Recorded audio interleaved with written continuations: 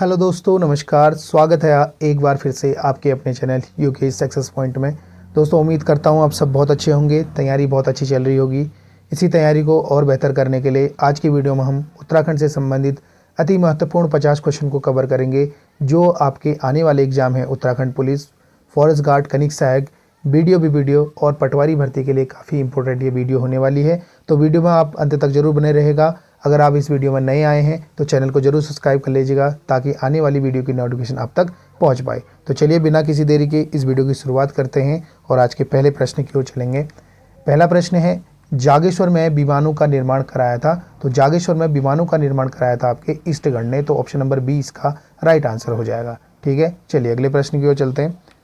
अगला प्रश्न है, द्रौपदी का डांडा की ऊंचाई कितनी है। तो पूछा गया है कि द्रौपदी की डांडे की ऊंचाई जो है वो है आपका 5,670 मीटर। कितनी है? 5,670 मीटर द्रौपदी की डांडे की ऊंचाई है। ठीक है, और द्रौपदी का डांडा है आपका उत्तरकाशी जिले में। कहाँ स्थित है ये?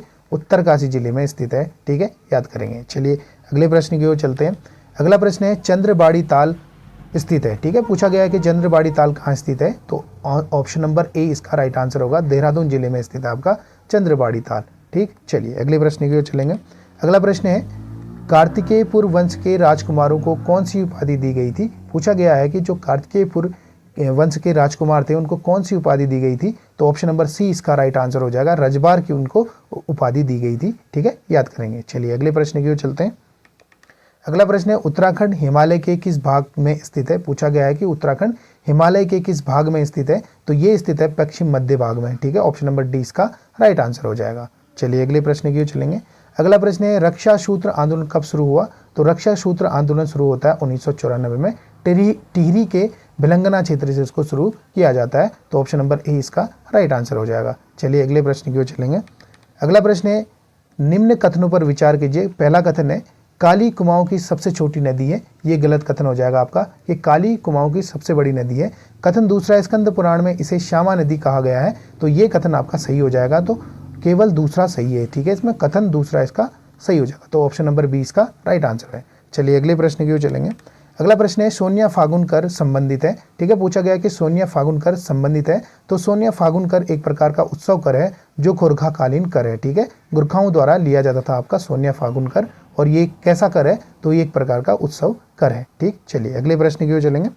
अगला प्रश्न है, पहली वन रिपोर्ट कब जारी की गई। तो पहली वन रिपोर्ट जारी होती है 1987 में। कब होती है? 1987 में इसको जारी किया जाता है। याद करेंगे। चलिए अगले प्रश्न की ओर चलते हैं। अगला प्रश्न है, महाभारत में वर्णित नंद कानन को वर्तमान में क्या कहा जाता है। तो नंद कानन को कहा जाता है आपके फूलों की घाटी। ऑप्शन नंबर बी इसका राइट आंसर हो जाएगा। ठीक है, याद करेंगे। चलिए अगले प्रश्न की ओर चलते हैं।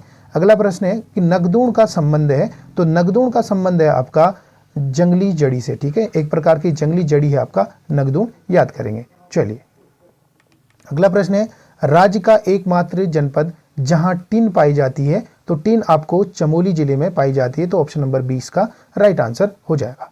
ठीक, चलिए अगले प्रश्न की ओर चलते हैं। अगला प्रश्न है, राज्य की द्वितीय मुख्य फसल क्या है। ठीक है, पूछा गया है कि राज्य की द्वितीय मुख्य फसल है आपकी चावल। ठीक है, और पहली मुख्य फसल है गेहूं, दूसरी है चावल और तीसरी है आपका मक्का। ये भी आपको याद करने हैं। ठीक, चलिए अगले प्रश्न की ओर चलेंगे। अगला है आपका, कृषि उत्पादन विपणन बोर्ड की स्थापना कब की गई। तो ये होती है आपकी दिसंबर 2000 में। ऑप्शन नंबर बी इसका राइट आंसर हो जाएगा। ठीक है, चलिए अगले प्रश्न की ओर चलते हैं।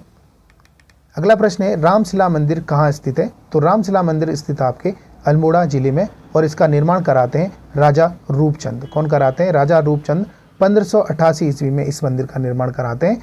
और पूछा जा सकता है कि रामशिला मंदिर कहाँ है। तो ऑप्शन नंबर बी इसका राइट आंसर हो जाएगा। ठीक, चलिए अगला प्रश्न है, उत्तराखंड में किस फल की पैदावार नहीं होती है। तो उत्तराखंड में नारियल की पैदावार नहीं होती है। ठीक है, पूछा गया कि उत्तराखंड में किस फल की पैदावार नहीं होती है। तो नारियल की पैदावार नहीं होती है। तो option number A right answer हो जाएगा। चलिए अगले प्रश्न की ओर बढ़ेंगे। अगला प्रश्न है, मायावती में रामकृष्ण शांति मठ की स्थापना किसने की थी।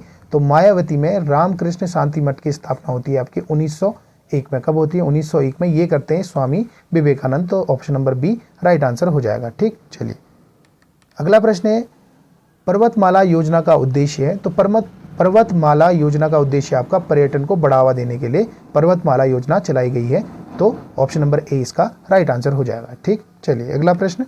अगला प्रश्न है नाथ जोगियों है एक प्रकार का, तो नाथ जोगियों एक प्रकार का ये जाति विशेष गीत है। क्या है ये? जाति विशेष गीत है, विशेष गीत है, तो याद रखेंगे ऑप्शन नंबर सी इसका राइट आंसर हो जाएगा।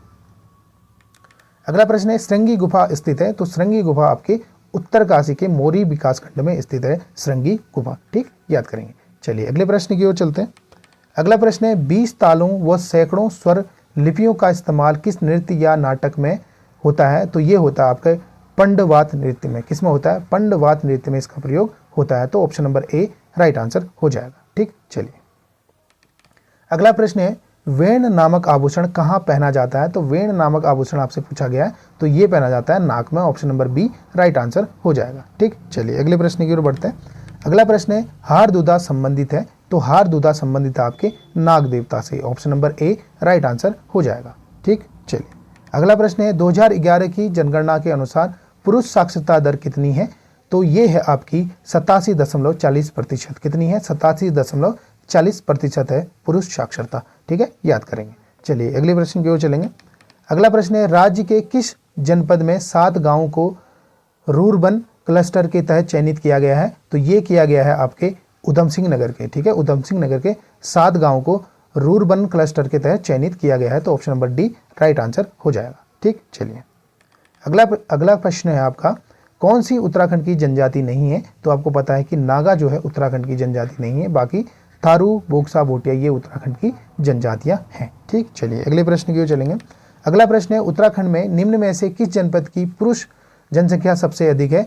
तो पुरुष जनसंख्या सबसे अधिक है आपकी हरिद्वार जनपद की, तो ऑप्शन नंबर बी इसका राइट आंसर हो जाएगा। ठीक, चलिए अगला प्रश्न है पैच रिपोर्टिंग ऐप किससे संबंधित है? पूछा गया है कि पैच रिपोर्टिंग ऐप जो है ये सड़कों से संबंधित है, ऑप्शन नंबर बी इसका राइट आंसर हो जाएगा। ठीक है, पैच रिपोर्टिंग ऐप के द्वारा आप जो सड़कों में गड्ढे होते हैं उनको भरने के लिए इस ऐप को चलाया गया है।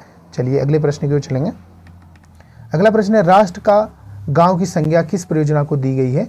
तो राष्ट्र के गांव की संज्ञा दी जाती है आपकी टिहरी परियोजना को, option number B right answer हो जाएगा। ठीक, चलिए अगला प्रश्न है ज्ञानो उत्कर्ष योजना किस बैंक के सहयोग से चलाई जा रही है? तो ज्ञानो उत्कर्ष योजना चलाई गई आपके भारतीय स्टेट बैंक के सहयोग से, ऑप्शन नंबर बी इसका राइट आंसर हो जाएगा। ठीक है, चलिए अगला प्रश्न है आपका उत्तराखंड में सबसे लंबा राष्ट्रीय राजमार्ग कौन सा है? तो आपको पता है कि उत्तराखंड का सबसे लंबा राष्ट्रीय राजमार्ग है NH7। ठीक है, याद करेंगे। चलिए अगले प्रश्न की ओर चलते हैं। अगला प्रश्न है उत्तराखंड में खेल सामग्री बनाने के लिए सर्व प्रमुख जनपद है, तो खेल सामग्री बनाने के लिए जाना जाता है आपका अल्मोड़ा, तो ऑप्शन नंबर ए इसका राइट आंसर हो जाएगा। ठीक है, चलिए अगले प्रश्न की ओर चलते हैं। अगला प्रश्न है गोट वैली योजना कब से प्रारंभ हुई? ठीक है, पूछा गया कि गोट वैली योजना कब से प्रारंभ हुई? ये प्रारंभ होती है 1 दिसंबर 2022 से, ऑप्शन नंबर ए इसका राइट आंसर हो जाएगा। ठीक है, 1 दिसंबर 2022 से इस योजना को प्रारंभ किया गया है। चलिए अगले प्रश्न की ओर चलेंगे। अगला प्रश्न है उत्तराखंड में सर्वाधिक झाड़ियों वाला जनपद कौन सा है? तो सर्वाधिक झाड़ियों वाला जनपद है आपका टिहरी गढ़वाल, ऑप्शन नंबर ए इसका राइट आंसर हो जाएगा। ठीक है, चलिए नेक्स्ट प्रश्न की ओर चलते हैं। अगला प्रश्न है विंडोज का प्रथम स्वतंत्र संस्करण का विकास कब हुआ? तो ये होता है आपके 1985 में, याद करेंगे। ठीक है, 1985 में इसका प्रथम स्वतंत्र संस्करण हुआ था। ठीक, चलिए अगला प्रश्न है देवभूमि मुस्कान योजना कब शुरू की गई? तो देवभूमि मुस्कान योजना शुरू होती है आपके 2009 से, ऑप्शन नंबर सी इसका राइट आंसर हो जाएगा। ठीक, चलिए अगला प्रश्न है आयुष ग्राम का संबंध किससे है? तो आयुष ग्राम का संबंध है आपके आयुर्वेदिक शिक्षा से, option number A right answer होगा। ठीक है, चलिए अगला प्रश्न है उत्तराखंड हिंदी अकादमी की स्थापना हुई थी? तो उत्तराखंड हिंदी अकादमी की स्थापना होती है 2009 से, ऑप्शन नंबर बी इसका राइट आंसर हो जाएगा। ठीक है, हिंदी अकादमी आपका 2009 से स्थापित हुई थी। चलिए अगले प्रश्न की ओर चलते हैं। अगला प्रश्न है 18वीं वन रिपोर्ट के अनुसार राज्य के किस जनपद में सबसे ज़्यादा वन क्षेत्रफल में कमी हुई है? तो ये हुई है आपकी नैनीताल जनपद में, तो option number C right answer हो जाएगा। अगला प्रश्न है एक्सेल का प्रथम संस्करण बना था? तो एक्सेल का प्रथम संस्करण बना था 1985 में, option number B right answer होगा। ठीक है, चलिए अगला प्रश्न है आपका गढ़वाल में हिंदी पत्रकारिता का भीष्म पितामह किसे कहा गया है? तो ये कहा जाता है आपके Vishambar Dutt Chandola, option number A right answer होगा। ठीक है। चलिए अगले प्रश्न की ओर चलेंगे। अगला प्रश्न है दारमा घाटी का प्रवेश द्वार किसे कहते हैं? तो ये कहते हैं सेला पिथौरागढ़ को, ठीक है। सेला पिथौरागढ़ को दारमा घाटी का प्रवेश द्वार कहा जाता है। चलिए अगले प्रश्न की ओर चलेंगे। अगला प्रश्न है उत्तराखंड में गौ संरक्षण अधिनियम कब बना था? तो ये बना था आपका 2007 में। कब बना था? 2007 में बना था उत्तराखंड गौ संरक्षण अधिनियम, ठीक है, याद करेंगे। अगला प्रश्न है आपका प्रेजेंटेशन के प्रत्येक पेज को क्या कहा जाता है? तो प्रेजेंटेशन के प्रत्येक पेज को कहा जाता है स्लाइड, ठीक है, याद करेंगे। प्रेजेंटेशन के प्रत्येक पेज को क्या कहा जाता है? तो स्लाइड कहा जाता है, ठीक है। चलिए अगले प्रश्न की ओर चलते हैं। अगला प्रश्न है राज्य में सूक्ष्म लघु व मध्य उद्योग नीति कब लागू की गई? तो ये लागू होती है आपकी 31 जनवरी 2015 से। कब से लागू होती है? 31 जनवरी 2015 से, ठीक है, याद करेंगे। अगले प्रश्न की ओर चलते हैं। अगला प्रश्न है ऑपरेशन ब्लैक बोर्ड की शुरुआत कब हुई? तो ऑपरेशन ब्लैक बोर्ड की शुरुआत होती है 1987 से, ठीक है। Option number B right answer हो जाएगा, ठीक है। पूछा गया कि ऑपरेशन ब्लैक बोर्ड की शुरुआत होती है 1987 से, ठीक। चलिए अगले प्रश्न की ओर बढ़ेंगे। अगला प्रश्न है योजना आयोग के अंतिम अध्यक्ष कौन थे? तो योजना आयोग के अंतिम अध्यक्ष रहे हैं आपके Narendra Modi. Option number C right answer हो जाएगा। चलिए अगले प्रश्न की ओर चलेंगे। अगला प्रश्न है भारत में कंप्यूटर नीति की घोषणा कब हुई? तो भारत में कंप्यूटर नीति की घोषणा होती है 1984 में। Option number C right answer होगा, ठीक है। चलिए अगला प्रश्न है मध्याह्न भोजन को शुरू करने वाला पहला राज्य कौन बना है? तो मध्याह्न भोजन को शुरू करने वाला पहला राज्य बना था आपका Tamil Nadu. Option number B right answer हो जाएगा, ठीक है। चलिए अगले प्रश्न की ओर चलते हैं। अगला प्रश्न है राष्ट्रीय दृष्टिहीन संस्थान कहाँ स्थित है? तो ये स्थित है आपके देहरादून में। कहाँ स्थित है? राष्ट्रीय दृष्टिहीन संस्थान देहरादून में स्थित है, ठीक है। तो दोस्तों ये थे आज के महत्वपूर्ण 50 क्वेश्चन। अगर आपको इस वीडियो की पीडीएफ चाहिए तो आप हमारे टेलीग्राम चैनल से इस वीडियो की पीडीएफ को फ्री में डाउनलोड कर सकते हैं। तो फिर मिलते हैं आपसे नेक्स्ट वीडियो में। तब तक के लिए जय हिंद, जय भारत, जय उत्तराखंड।